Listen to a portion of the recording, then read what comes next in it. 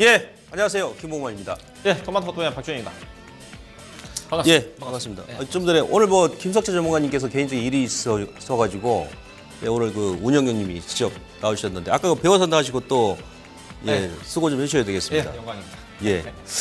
자, 내일이 크리스마스죠. 오늘 크리스마스 이브고 장이 조금 이제 오후장에 밀리면서 일단 마감했는데요.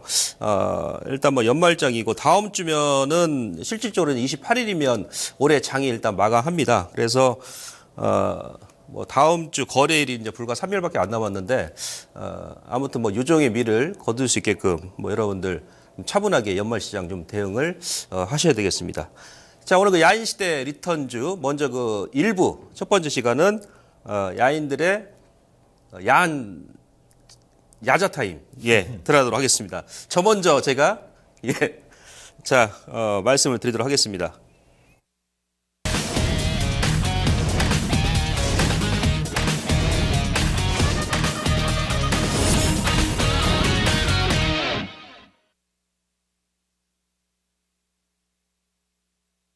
예, 제가 앞서 말씀드린 대로 이제 다음 주 28일, 29일, 30일 올해 이제 거래일 수가 이제 3일 남았는데요.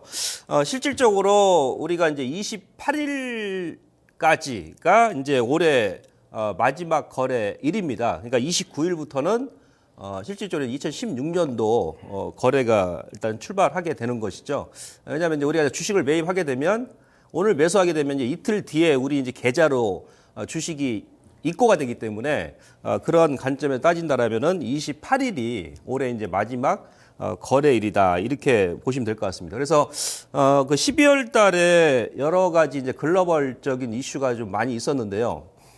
잠깐 이제 그 부분을 제가 되짚어 드리고 아울러서 이제 다음 주 3거래일 남았는데 지금 또 배당에 관심이 또 많이 있으신 분들도 많이 계실 겁니다. 그리고 다음 주 이제 시장 장세 제가 간략하게 어떻게 이제 흐름이 예상이 될지 말씀을 드리도록 하겠습니다. 자, 12월 달 이번 달은 어느 해보다도 이벤트가 상당히 많았습니다. 지금 여러분들 12월 달의 이슈를 보시면 가장 큰 이슈가 이제 15일과 16일 날 FOMC 회의가 있었죠. 그리고 17일 날 금리 인상 단행을 했었고요.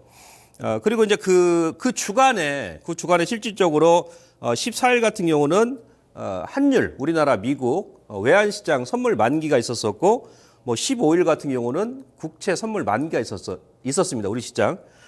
그리고 요 주간엔 14부터 18일, 그다음에 이번 주까지 요 2주 동안 밑에 보시면은 연말 양도소득세 회피를 위한 소위 얘기하면요 큰손 세력들의 매도 클라이막스 주간이 되겠습니다. 그러니까 이번 주까지가 되겠죠. 그러니까 마지막 이제 28일 날, 다음 주 월요일 날이 마지막 일인데요. 제가 이제 이 말씀을 왜 드리냐면 지금 여러분들 이제 틈새 시장의 틈새 종목군들 연말이다 보니까는 대선 인맥 관련주, 정치 인맥 관련주가 급등이 나오고 그리고 전기차 같은 경우도 지난달부터 2달 가까이 급등이 나왔는데 지금 그 외에 이제 내가 가지고 있는 기업이 3분기 실적도 좋고 전혀 무리가 없는데 막 흘러내렸던 종목군들이 많이 있습니다. 그것이 바로 이제 이러한 이유 때문에 그렇죠. 제가 이 시간에 첫 시간에도 이제 한 달 전에 제가 이제 말씀드렸었습니다만은 그러면 이제 그들 종목군들이 다음 주 월요일 날이 이제 배당 권리일입니다. 그러니까 배당을 받으실 분들은 다음 주 월요일 날 주식을 매수를 하셔야 이틀 뒤에 내 계좌에 주식이 입고가 되기 때문에 28일까지 매수를 하셔야 됩니다. 아시겠습니까? 예. 그리고 나서 이제 28일이 또 어떤 날이냐면은 28일 이후, 그러니까 28일까지 주식을 보유하게 되면은 앞서 제가 이제 말씀드렸듯이 연말 양도소득세 관련해서 세금 부과가 되죠. 근데 28일까지 주식을 보유 안 하고 이제 29일 같은 경우는 실질적으로 앞서 제가 말씀드렸듯이 2016년도 시장이 출발을 하는 거기 때문에 그때는 이제 양도소득세하고는 크게 양도소득세하고는 전혀 연관이 없습니다. 예, 상관관계가 없어요. 그러니까 기존의 개인 큰손 세력들이 그동안 그러니까 지난주하고 이번 주까지 이 양도소득세가 예년 대비해서 2배 이상 강화됐기 때문에 일시적으로 물량을 줄인다는 얘기예요. 그러니까 이번 주까지 거의 다 물량을 줄였고 그로 인해서 기업에 전혀 문제가 없는 기업들도 계속 흘러내렸죠. 그래서 이제 29일 날 그들 물량들이 다시 한번 이제 매수가 들어올 겁니다.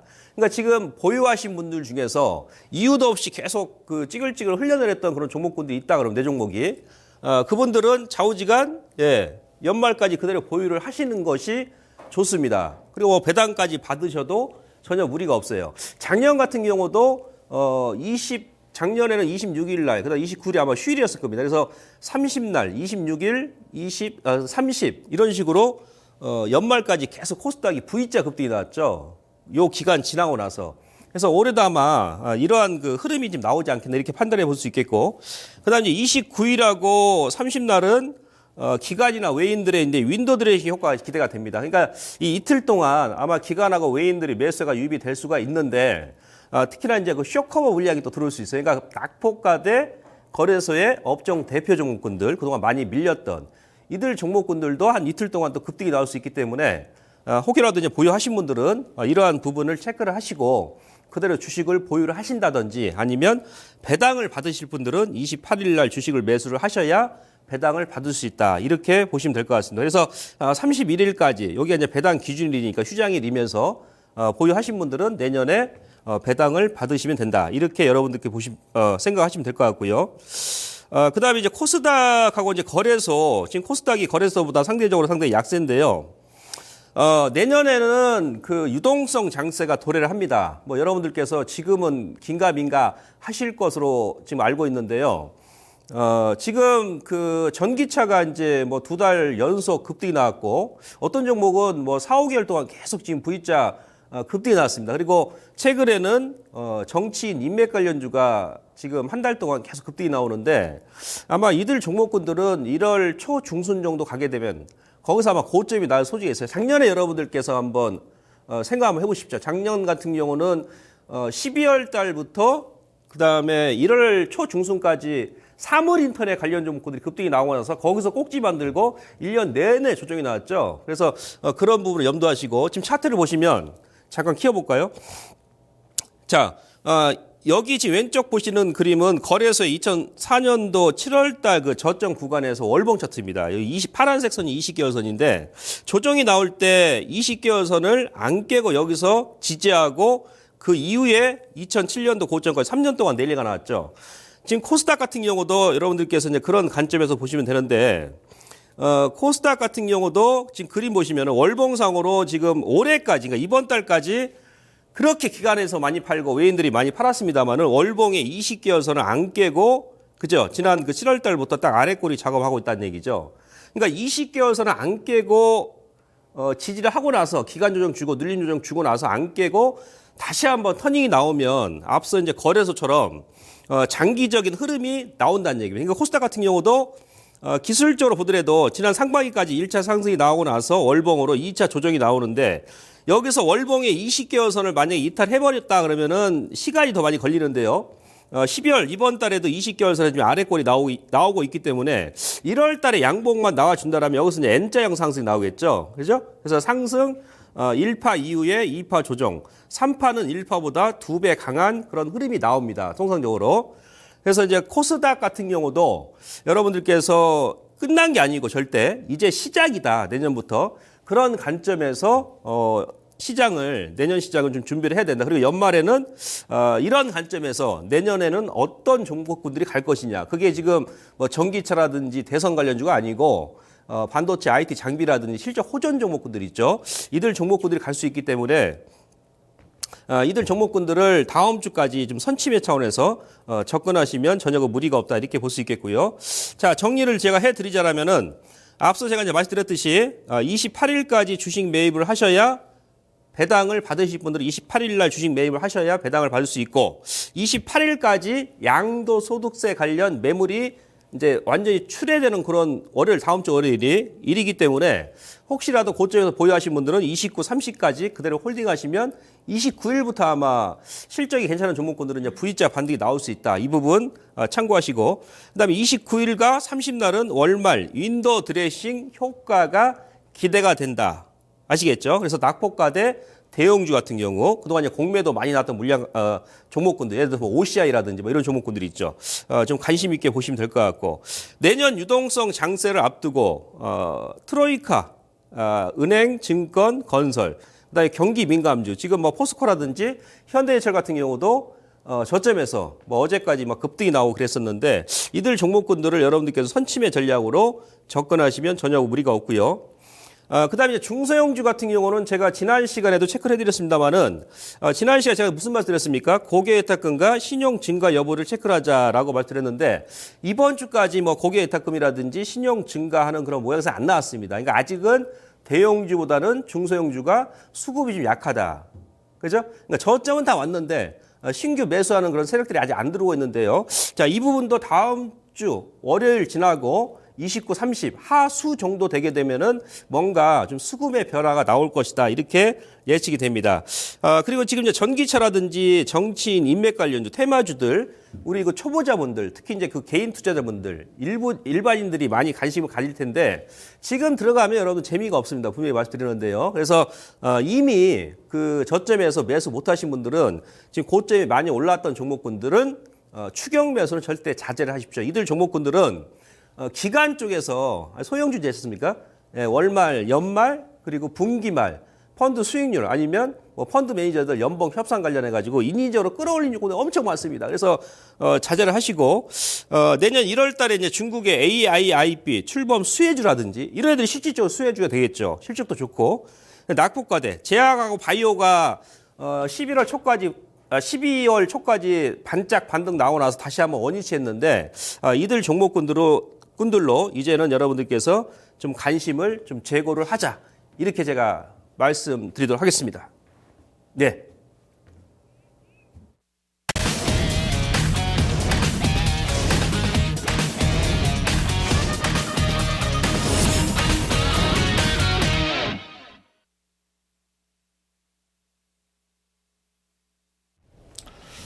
예, 자, 박시원입니다. 예. 저는 오늘 야자타임 저도 연말 연초 시장에 대해서 오래간만에 출연했기 때문에 시장에 대해서 좀 얘기를 좀 하려고 합니다. 간단하게 올해 시장 좀 보고 그다음에 1월달 시장에 1월달 효과가 좀 기대가 좀 될지 얼마 좀 기다려봐야 될지 그에 따른 연말 연초 투자 전략에 대해서 얘기를 좀 할까 합니다. 자, 올해 주식시장 FOMC 이후에 시장이 좀 불확실성이 해소가 좀 되면서 시장이 상승 반전하지 않겠는가 그렇던 시각이 많았어요. 그럼에도 불구하고 불확실성이 해소가 됐음에도 불구하고 시장이 여전히 부진한 국면입니다. 그 이유는 크게 보면 두 가지 부분이라고 좀 봐야 되겠죠. 가장 중요한 부분 자체는 최근에 이제 유가 하락이 가장 직격탄을 맞고 있는 거고. 그 다음에 이제 두 번째 부분 자체는, 과거에 이제 금리를 인상한 시점에서는, 주식시장이 분명히, 불확실성이 해소가 좀 되면서 주가가 상승을 했는데, 이번 같은 경우는, 금리 인상에도 불구하고 불확실성 해소가 아니라 이런 부분이라고 보시면 될 것 같습니다. 과거에 금리를 인상한 시점에서는 글로벌 경기 자체가 다 같이 함께 좋아졌던 국면이었기 때문에 금리를 인상한 자체는 경기가 좋아진다는 그런 것 때문에 호재로 작용을 했는데 지금의 금리 인상은 전반적으로 글로벌 경기 자체가 안 좋은 국면에 나홀로 미국만 경기가 좋은 상태이기 때문에 전반적으로 주가 흐름 자체가 안 좋다고 보시면 돼요. 표를 보시게 되게 되면 이게 이제 파란색 자체가 OECD 경기 선행지수고 이 부분 자체가 금리 인하 시점입니다. 즉 금리 인상 시점에서 어김없이 OECD 경기 선행지수가 상승을 좀 하고 있었죠. 상승을 하고 있었습니다. 근데 지금 어떻습니까? OECD 경기 선행지수가 지금 99.6입니다. 11개월 연속 경기가 하향 곡선을 그리고 있다는 거죠. 즉 나홀로 미국만 경기가 좋은 상태에서 금리 인상이기 때문에 전반적으로 이렇던 부분들이 악재로 작용을 하고 있다. 그렇게 현재까지 주가 부진 요인을 볼 수가 있는 거고요. 그 다음에 이제 올해 실적입니다. 이 부분은 제가 올해 가이던스 기준에서 시장에서 예상하고 있는 단기 순이익을 가지고 제가 올해 연초부터 제가 오프라인 강연에서 제가 이 자료 갖고 얘기를 했던 부분입니다.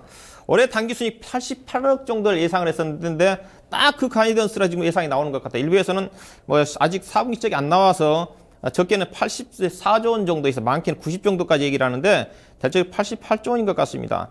연초에 100조 원 정도, 100조 원에서 104조 원 정도 이익을 낸다고 그랬었는데, 즉 실적 자체가 2분기 이후에 조선업종이라든가 특히 쇼크가 나오면서 실적이 급격히 하향 조정되고 있어가지고 전반적으로 밸류에이션에 대한 부담을 느끼고 있는 부분 자체가 특히 또 이제 4분기 실적이 전반적으로 안 좋죠. 그것도 부위라 봐야 될 것 같은데요. 이 부분이나 그렇다면 이렇게 보셔야 될 것 같습니다. 그렇다면 올해 2016년도 어차피 지금 시장 자체는 올해 시장보다는 내년도 시장이 반영되는 거니까 내년도 시장의 단기 수익 전망치는 조금 전에 올해 88조 원에서 90조 원 정도 전후를 예상을 합니다. 일각에서는 뭐 107조 원 정도까지 얘기를 하는데 대체적으로 90조 원 정도가 달성 가능한 수준으로 보고 있기 때문에 즉 이 말은 뭐냐? 내년도 시장을 잠깐 예상을 해본다 한다면 순이익으로 본다 한다면 올해와 다를 게 없다는 겁니다. 올해와 다를 게 없다.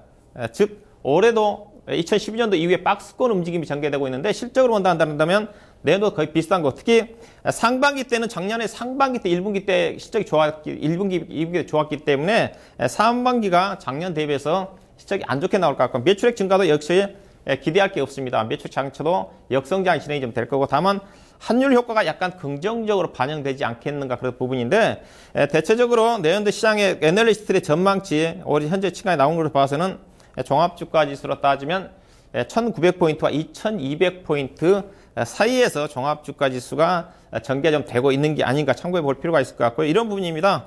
올해 88조 원 예상 추정 실적이고 내년도 100조 원 정도를 순이익을 예상을 하는데 낮게 나오는 경우는 80조 원 정도가 좀 되는 거니까 90조 원 정도가 우리나라 코스피 기업들이 순이익을 예상할 수 있는 그런 부분이기 때문에 즉 90조 원 정도면 올해 예상 실적, 올해 현재 2000포인트 기준으로 본다면 PER 기준에서 여전히 13배, 14배 되는 수준이고 MSCI 기준에서는 뭐 10배 정도 되는 수준이니까 저평가를 하고 있지만 전반적으로 내년도에 어떤 기업의 실적을 근거로 본다 한다면 종합주가지수가 올해보다 그렇게 크게 우상향할 가능성은 많지 않다는 그런 부분이 현재까지 연말 시장의 그런 부분이라 봐야 될 것 같고요.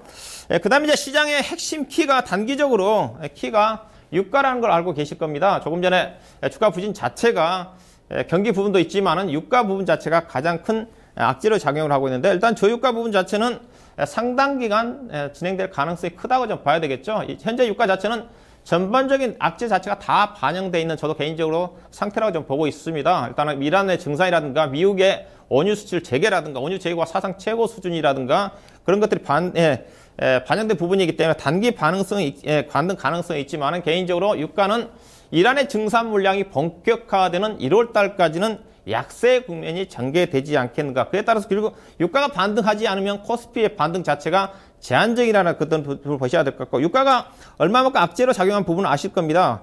우리나라 과거 같은 경우는 거의 우리나라 유가의 어떤 방향 자체는 보시다시피 유가가 시장의 방향을 쥐고 있다는 것 자체가 얼마만큼 중요하냐면 뭐 달러라든가 금리 부분 자체는 하락을 해야지 유가가 상승하는데 유가가 상승을 해야지 코스피 지수가 상승할 국면이기 때문에 연말이라든가 특히 내년 1월달 같은 경우 유가의 흐름 자체를 좀 더 봐야 되는 부분이고 그다음에 유가 자체는 조금 전에 어느 정도 바닥권에는 진입을 했다고 봐요. 이게 뭐 두바이 우리나라 가장 많이 사용하는 두바이 기준인데 거의 뭐 2008년도 이후에 최저치 아래로 이탈했습니다. WTI는 전일 반등이 나왔지만은 그래서 기술적인 반등 가능성이 있지만은 조금 전에 여러 가지 어떤 수요 공급 간의 어떤 여건을 본다 한다면 약세 기조 쪽에서 제한적인 반등 국면이 전개될 가능성이 크다는 부분을 좀 보셔야 좀 될 것 같고요. 유가가 악재로 작용할 수 있는 부분 자체는 과거에 2000년도 같은 경우는 우리나라 주요 수출국 자체가 미국이라든가 유럽이라든가 일본을 중심으로 선진국에 차지하는 비중 자체가 60% 이상이었는데 2014년도 이후부터는 우리나라 주요 수출 국가가 중동을 중심으로 자원 부국들, 인모진 국가였던 아시아 시장의 베트남이라든가 그런 신흥 시장 쪽에 많이 집중이 돼 있기 때문에 자원 부국 국가들이 원자재 가격 약세 국면 쪽에서 우리나라 기업들이 상대적으로 수출이 급격히 줄어든다든가 그다음에 최근에 2분기, 3분기 이후에 글로벌 시장의 자금 유출 자체가 대부분 사우디계를 중심으로 중동계 자금이 유출됐다는 관점에서 유가 부분 자체가 여전히 내년도 1월 달에 종합주가지수 핵심 키 역할을 한다고 좀 봐야 될 것 같고요. 그 다음에 이 부분을 좀 보셔야 될 것 같습니다. 전반적으로 지금 글로벌 시장 자체가 미국도 마찬가지입니다. 미국도 최근에 경제 지표가 양호한 부분이 있겠지만 제조업 지표 자체는 ISM 제조업 지표 자체가 48.5까지 내려갈 정도로 제조업 경기가 안 좋습니다. 자, 특히 우리나라 같은 경우 제조업이 차지하는 비중 자체가 30% 넘는데 미국 같은 경우는 제조업이 차지하는 비중이 12%밖에 안 된다는 거죠. 즉 미국은 제조업 경기가 안 좋아도 소비 경기 유지의 어떤 경제 활동 구조이 있기 때문에 경기가 괜찮은데 우리나라는 즉 제조업 경기, 미국의 글로벌 시장에서 경기가 안 좋으면 그만큼 수출에 의존하고 있는 제조업 경기가 안 좋다는 관점에서 전반적으로 유가 하락 국면에서 글로벌 제조업 경기 유축 국면에서 우리나라 수출 기업들은 여전히 부정적으로 작용할 수 있다는 그런 어떤 부분들을 좀 보셔야 좀 될 것 같고요. 내년도 주요 산업 전망입니다. 전반적으로 보시다시피 다 먹구름이 끼어져 있습니다. 일부 석유화학 제품만 약간의 어떤 긍정적인 석유화학 제품 자체도 제품 가격이 워낙 떨어졌기 때문에 기저 효과 때문에 좋은 거지 실제로 매출 자체는 작년 대비해서 작년 대비 7%밖에 증가되지 않는 그런 어떤 부분이라는 거죠. 조금 전에 올해 내년도 실적 전망에서 얘기했다시피 전반적으로 국내 주요 산업 자체가 불안한, 부담되는 그것도 국민이 좀 봐야 될 것 같고요. 그 다음에 이 부분을 좀 보셔야 될 것 같습니다. 제가 조금 전에 여러 가지 유가에 따른 글로벌 우리나라 수출 경기라든가 그 다음에 주요 산업들 수출을 중심으로 한 제조업들에 대한 내년 전망치 자체였던 불투명한 국면을 좀 말씀 좀 드렸는데 이에 따라서 정부의 정책 이게 이제 여러분들이 투자 전략을 고민할 수 있는 그런 부분입니다. 최근에 지난주에 발표된 정부의 정책 방향이 발표가 됐는데 정부의 정책이 수출이 안 좋기 때문에 내수 쪽에 올해와 마찬가지로 정부의 정책이 집중이 되어 있다는 겁니다. 이게 어떤 분이냐면 결국은 우리나라 올해 GDP 성장률 내년도 GDP 성장 목표가 3%입니다. 3%를 달성이 불가능한 수준이기 때문에 이걸 달성하기 위해서는 내수를 부양시키는데 내년 상반기 때 8조 원 정도의 추가 자금을 조기에 집행을 하고 그다음에 물가 상승률을 2% 정도까지 끌어올리겠다는 겁니다. 이 부분 자체는 뭐냐? 내수 쪽에 물가를 끌어올려가지고 경기를 살리겠다는 정책. 즉 내수 쪽에 내수와 관련된 중국 쪽과 관련된 음식료라든가 화장품이라든가 의료라든가 이들 관련 쪽에 중국 쪽의 수출과 관련 쪽에 지원을 통해 가지고 경기를 살렸다는 부분이기 때문에 이런 어떤 부분들을 여러분들이 시장을 보는 데 있어서 시장 전망과 함께 수출주냐 내수주냐를 보고 판단을 좀 하셔야 좀 될 것 같고요. 자, 내년도 1월달 시장에 대한 기대를 좀 말씀드리면 일단 충분히 기대를 해도 좀 되지 않겠는가. 왜냐하면 코스닥 시장의 중심의 장세가 계속적으로 2010년도 이게 반복적으로 진행되는 효과가 진행이 좀 되는데 내년도 충분히 가능성이 있어 보이는 것 같고요. 일단은 왜냐하면 대형주 자체가 저성장입니다. 조금 전에 내년 매출 자체가 정체라고 그랬고 저효과가 지속되는 국면 속에서 수출주들이 부담을 느낄 수 있는 그런 부분이 보셔야 될 것 같고 이에 따라서 제한적인 다시 한번 성장주 중심으로 해서 관심이 쏠리지 않겠는가 좀 봐야 될 것 같고 수급적인 측면이라든가 어닝 모멘텀 측면에서도 중소형 종목들이 좀 유리한 그런 또 국면이 되지 않겠나 생각이 좀 되는데 자, 연초 이후에 1월 효과입니다.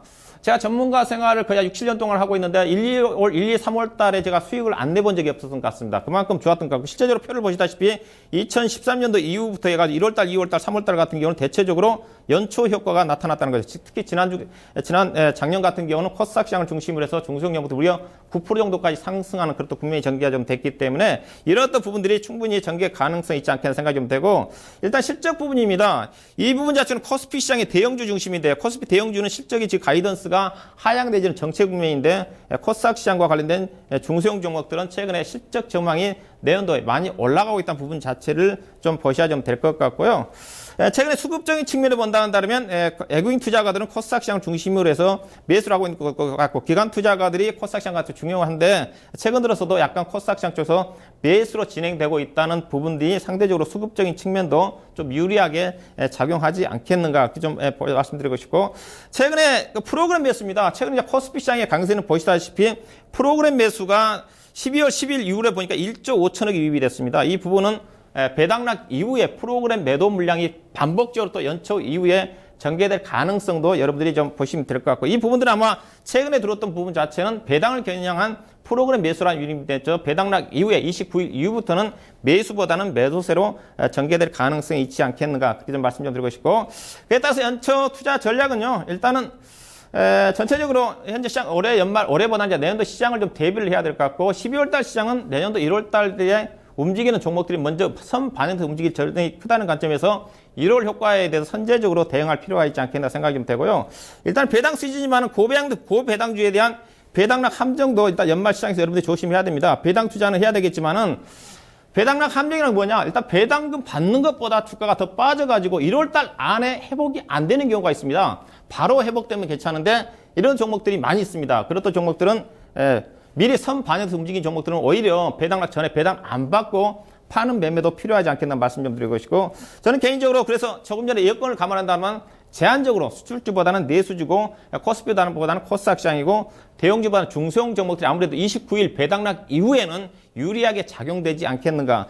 경기 관련 쪽에서 본다 하더라도 여전히 그래도 경기 관련 섹터 쪽에서는 화학과 정유업종을 좀 보셔야 될 것 같고, 제약이라든가 바이오, 화장품, 의료, 코스닥 시장 같은 경우는 OLED 장비 종목들 기간 수급이 집중되고 있다는 측면과 그다음에 환경 관련, 전기차 관련 종목들 중심으로 해서 연말 시장을 좀 대비해서 연초 시장을 준비해 볼 필요가 있지 않겠는가. 자, 그렇게 좀 말씀드리도록 하겠습니다. 예.